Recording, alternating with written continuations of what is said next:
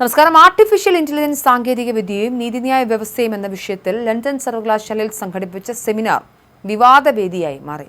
ചടങ്ങിൽ മുഖ്യ അതിഥിയായി പങ്കെടുത്ത ചീഫ് ജസ്റ്റിസ് സൂര്യകാന്തിന് നേരെ ഉയർന്ന ചോദ്യങ്ങളും അതിനെ തുടർന്നുണ്ടായ നാടകീയ രംഗങ്ങളും വലിയ രാഷ്ട്രീയ സാമൂഹിക ചർച്ചകൾക്കാണ് വഴി തുറന്നിരിക്കുന്നത്.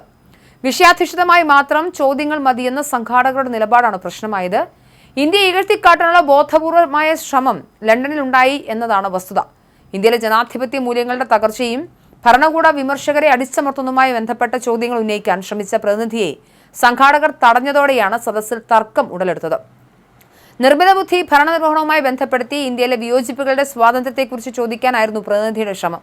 എന്നാൽ സെമിനാറിന്റെ നിശ്ചിത വിഷയത്തിൽ നിന്നും വ്യതിചലിക്കുന്ന ചോദ്യങ്ങൾ അനുവദിക്കില്ലെന്ന് അവതാരകൻ വ്യക്തമാക്കിയതോടെ സദസ്സിൽ നിന്നും പ്രതിഷേധമുയർന്നു. ഞങ്ങൾക്കല്പം ബഹുമാനം തരൂ എന്ന് വിദ്യാർത്ഥികൾ വിളിച്ചു പറയുന്ന ദൃശ്യങ്ങൾ സാമൂഹിക മാധ്യമങ്ങളിൽ വ്യാപകമായി പ്രചരിക്കുന്നുണ്ട്. ലണ്ടൻ സെമിനാറിലെ ചർച്ചകൾ ഒരു വശത്ത് നടക്കുമ്പോഴും നിർമ്മിത ബുദ്ധി നീതിന്യായ രംഗത്ത് വരുത്തുന്ന മാറ്റങ്ങളെക്കുറിച്ച് ചീഫ് ജസ്റ്റിസ് സൂര്യകാന്ത് നടത്തിയ നിരീക്ഷണങ്ങൾ ഏറെ ശ്രദ്ധേയമായിരുന്നു. മുൻകാല സാങ്കേതിക വിപ്ലവങ്ങളിൽ നിന്നും വ്യത്യസ്തമായി നിർമ്മിത ബുദ്ധി വെറും ഒരു മനുഷ്യസഹായി മാത്രമല്ലെന്നും മറിച്ച് ചരിത്രപരമായി മനുഷ്യൻ മാത്രം കൈകാര്യം ചെയ്തിരുന്ന തീരുമാനമെടുക്കൽ പ്രക്രിയകളിൽ അത് നേരിട്ട് പങ്കാളിയാവുകയാണെന്നും അദ്ദേഹം ചൂണ്ടിക്കാട്ടി. സാങ്കേതികവിദ്യ സ്വയം നന്മയോ തിന്മയോ അല്ലെന്നും അത് സമൂഹത്തിൽ എങ്ങനെ വിന്യസിക്കപ്പെടുന്നു എന്നതിനെ ആശ്രയിച്ചാണ് അതിന്റെ സ്വാധീനമെന്നും ചീഫ് ജസ്റ്റിസ് വിശദീകരിച്ചു. സാങ്കേതിക മുന്നേറ്റങ്ങളെ തടയുകയോ അവയ്ക്ക് മുന്നിൽ പൂർണ്ണമായി കീഴടങ്ങുകയോ ചെയ്യുകയല്ല നിയമത്തിന്റെ വഴി, മറിച്ച് സാങ്കേതിക ശക്തി ഭരണഘടനാ മൂല്യങ്ങൾക്കും ജനാധിപത്യപരമായ സാധുതയ്ക്കും മനുഷ്യത്വരഹിതം അല്ലാത്ത അന്തസ്സിനും വിധേയമാണെന്ന് ഉറപ്പാക്കുകയാണ് നിയമ സംവിധാനത്തിന്റെ ഉത്തരവാദിത്തമെന്നും അദ്ദേഹം ഓർമ്മിപ്പിച്ചു. കേസ് മാനേജ്മെന്റ്, നിയമ ഗവേഷണം, വിവർത്തന സേവനങ്ങൾ, കോടതി നടപടികളുടെ തത്സമയ പകർപ്പെടുക്കൽ എന്നിവയ്ക്കായി കോടതികൾ ഇപ്പോൾ തന്നെ നിർമ്മിത ബുദ്ധി സംവിധാനങ്ങൾ ഉപയോഗിക്കുന്നുണ്ടെന്നും ജസ്റ്റിസ് കാന്ത് വ്യക്തമാക്കി.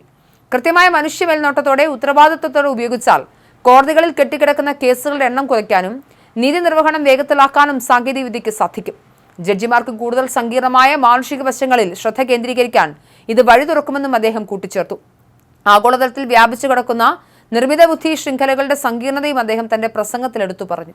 ഒരു ഭൂഖണ്ഡത്തിൽ ശേഖരിക്കുന്ന ഡാറ്റ ഉപയോഗിച്ച് മറ്റൊരു രാജ്യത്തിരുന്ന് വികസിപ്പിക്കുന്ന മാതൃകകൾ ലോകത്തിന്റെ മറ്റേതോ കോണിലുള്ള വ്യക്തികളുടെ ജീവിതത്തെയാണ് സ്വാധീനിക്കുന്നത്. ഇത്തരം ആഗോള സാങ്കേതിക മാറ്റങ്ങളുടെ കാലത്ത് കോടതികളും സർവകലാശാലകളും സർക്കാരുകളും തമ്മിലുള്ള നിരന്തരമായ സംവാദങ്ങൾ അനിവാര്യമാണെന്ന് വ്യക്തമാക്കിക്കൊണ്ടാണ് ചീഫ് ജസ്റ്റിസ് പ്രസംഗം ഉപസംഹരിച്ചത്. ചീഫ് ജസ്റ്റിസ് പങ്കെടുത്ത വേദിയിലുണ്ടായ ഈ സംഭവം ആഗോളതലത്തിൽ ചർച്ചയായി. ഇന്ത്യൻ നീതിന്യായ വ്യവസ്ഥ നേരിടുന്ന വിമർശനങ്ങളിലേക്ക് വീണ്ടും വിരൽ ചൂണ്ടുന്നതാണെന്ന തരത്തിലാണ് വിദേശ മാധ്യമങ്ങളിലെ പ്രതികരണം. ഭരണഘടന വിഭാവനം ചെയ്യുന്ന വിയോജിക്കാനുള്ള അവകാശം ഇന്ത്യയിൽ ചോദ്യം ചെയ്യപ്പെടുന്നു എന്ന തരത്തിലുള്ള ആക്ഷേപങ്ങൾ ചിലർ തെറ്റായ രീതിയിൽ ചർച്ച ചെയ്യുന്നു. വിദേശ സർവകലാശാലകൾ ഇന്ത്യൻ ഭരണഘടനാ സ്ഥാപനങ്ങളിലെ തലവന്മാർ പങ്കെടുക്കുന്ന ചടങ്ങുകൾ ഇത്തരത്തിൽ പ്രതിഷേധവേദിയാകുന്നത് അത്യപൂർവമാണ്. വിവാദങ്ങളുടെ പശ്ചാത്തലത്തിലാണ് ഇന്ത്യയിൽ ഡിജിറ്റൽ ഇടങ്ങളിൽ തരംഗമായി മാറിയ കോക്രോച്ച് ജനതാ പാർട്ടി എന്ന പാരഡി രാഷ്ട്രീയ കൂട്ടായ്മയും വീണ്ടും വാർത്തകളിൽ നിറയുന്നത്. കഴിഞ്ഞ മാസം രൂപീകൃതമായ രാഷ്ട്രീയ പാർട്ടിക്ക് ഇതിനകം തന്നെ ലക്ഷക്കണക്കിന് ഫോളോവേഴ്സിനെയാണ് സാമൂഹിക മാധ്യമങ്ങൾ ലഭിച്ചിരിക്കുന്നത്. ഭരണകക്ഷിയായ BJPയുടെ പേരിനോട് സാമ്യമുള്ള രീതിയിൽ രൂപീകരിച്ച CJP ഇന്ത്യൻ രാഷ്ട്രീയത്തിലെ നീതിന്യായ വ്യവസ്ഥയിലെയും വൈരുദ്ധ്യങ്ങളെ പരിഹസിക്കാനാണ് ഉപയോഗിക്കുന്നത്. ചീഫ് ജസ്റ്റിസ് സൂര്യകാന്ത് മുൻപ് ഒരു കോടതി വാദത്തിനിടെ സർക്കാരിനെ വിമർശിക്കുന്ന യുവാക്കളെ പാറ്റകളെന്നും പരാതങ്ങളെന്നും വിശേഷിപ്പിച്ചെന്ന ആരോപണമാണ് ഈ പാർട്ടിയുടെ രൂപീകരണത്തിന്റെ ആധാരം. തന്റെ പരാമർശങ്ങൾ സന്ദർഭത്തിൽ നിന്നും അടർത്തി മാറ്റി വ്യാഖ്യാനിച്ചതാണെന്ന് പിന്നീട് ചീഫ് ജസ്റ്റിസ് വിശദീകരിക്കുന്നുണ്ടെങ്കിലും ഇത് യുവാക്കൾക്കിടയിൽ വലിയ പ്രതിഷേധത്തിനും കാരണമായിരുന്നു. ഈ അമർഷമാണ് ഡിജിറ്റൽ സ്പേസിൽ ഒരു രാഷ്ട്രീയ പ്രസ്ഥാനത്തിന് രൂപം നൽകുന്നത്. എന്തായാലും നിലവിൽ രാജ്യത്ത് പരീക്ഷാ ക്രമക്കേടുകളുമായി ബന്ധപ്പെട്ട് പ്രതികൂട്ടം നിൽക്കുന്ന കേന്ദ്ര വിദ്യാഭ്യാസ മന്ത്രി ധർമ്മേന്ദ്ര പ്രധാന്റെ രാജി ആവശ്യപ്പെട്ട് CJP ശക്തമായ ക്യാമ്പയിനുകളാണ് നടത്തുന്നത്.